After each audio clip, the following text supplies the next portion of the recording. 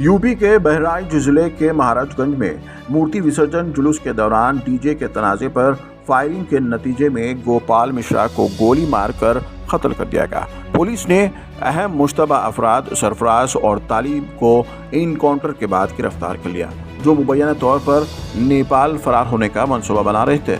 Encounter के दौरान दोनों जख्मी हुए और उन्हें अस्पताल में दाखिल कराया गया। चारशुमी की रात पुलिस ने एक और मुश्तबा मुलजिम जहीर को भी गिरफ्तार कर लिया।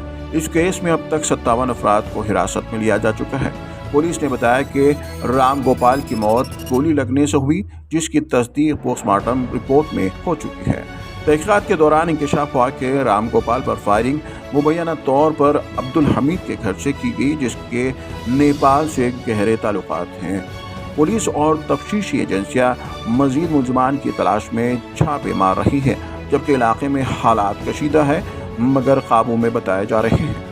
ये पूरी सरकार अपने फेल हो चुकी है।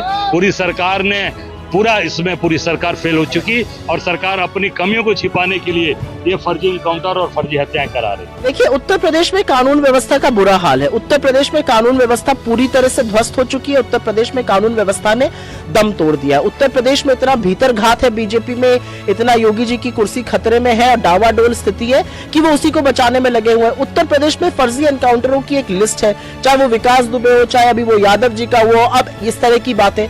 मेरा अपना मानना है कि जिस प्रदेश में एडीजी लॉ एंड ऑर्डर को दंगा होने के 48 घंटे बाद बंदूक लेके सड़क पे चलना पड़े, वहां की कानून व्यवस्था आप समझ सकते हैं। उत्तर प्रदेश में हम बार बार शांति बहाल करने की अपील कर रहे हैं। बहराइच के हालात सामान्य होने चाहिए। सामान्य होने के अलावा वो बद से बदतर होते जा रहे हैं। और ये सच है कि उत्तर प्रदेश की जो पुलिस एक रूट पर व्यवस्था नहीं कर सकी, वो एनकाउंटर करने में सबसे आगे रहती है। चप्पल पहन के करना पड़े फिर भी दौड़ के एनकाउंटर करते हैं।